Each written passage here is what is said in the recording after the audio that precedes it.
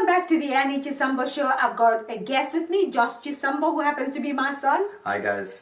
Right, today we're going to tackle the topic of unforgiveness. Most of us may hold on to a little bit of resentment, but we don't openly talk about it. So we thought we might just put it out there and get it out of the way. Right, Josh? Yes, indeedy. Okay, now, most of us struggle. We may want to let go of past hurts, but it just proves to be very difficult, especially when we see that person who hurt us on a regular basis. So what can we do? What are the steps that we need to follow to start that process of forgiving people? All right, I think the most powerful way to be able to forgive someone is understanding this, that people make decisions based on their level of rationalization at the time.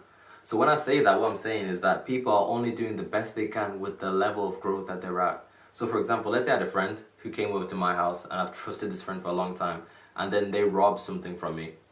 Once I found out that they robbed from me, I'll be upset, I'll be very angry, and I feel like, you know, they've betrayed my trust. Oh, absolutely. I'll be furious, right? Yeah, I mean, who does that? Exactly right. However, when I understand that people are only making decisions based on their level of rationalization, I'll be able to understand that that person only robbed from me because they thought that was the only level that was the only thing they could do to overcome their perceived level of lack.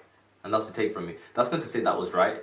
That's not to say that I wouldn't have loaned the money if they'd asked. Well, but it's just down to that level of growth. Yeah, but then everybody knows that there's a written code, thou shalt not steal. Yeah, exactly. So why do it? Exactly. See, that's what I'm saying. Yeah. You're not understanding it from the other person's perspective. Okay. Like, in order to forgive, like, you need to have compassion. And a lot of people are like, I don't want to be compassionate. No, I don't wrong. want... No, yeah, naturally you don't want to be, right? Yeah, but this is the thing, right? Hanging on to that unforgiveness, hanging on to that resentment is not hurting anybody but you, right? So this is in your best interest. This is not for them. This is for you, right? Okay, I see that point, because you might be sitting up at night and seething while they're having a good night's sleep. Exactly, they're resting. They've done wrong. Yes, they've done wrong. But you must understand that the thing that causes us to be so harsh on people a lot of the time is because we see them as completely different to us. Like, when you understand that we're all the same, everybody's the same, we all have the same capability to do the same things that other people do. So a lot of the people who are in jail, you think like, oh, they're terrible people. Like, how could they do that? I would never do that. Exactly, like, I'm sure at some point in their lives, they probably said the same thing, like, I'll never go in jail, I'll never stab somebody up, I would never kill somebody, I would never take a life, right? Until they were pushed in that scenario to do the same thing. So we all have the same capability to do wrong, right? So when you understand that, like we're all the same, we all have the same capability to do wrong. You don't categorize people who do wrong to you as if they're like some sort of terrible entity. So you don't judge them really harshly. Yeah. You're more understanding. Exactly. So that's where we need to be, I suppose. Exactly. But that's not to say that you allow their behavior. That's not to say that, you know, I understand he's doing this, it's okay, I'm allowing him to continue. Yeah, but then how do you treat them then? After understanding that, okay, I get it. It may be their background, it may be whatever situation they were in. Yeah.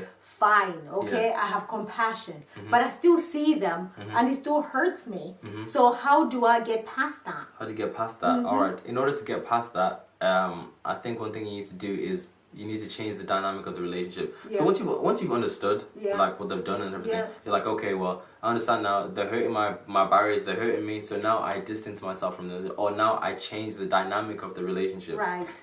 I think that's the way forward. Yeah. And then so you don't have to be best friends anymore. Oh no, you don't have to be best friends anymore. Yeah.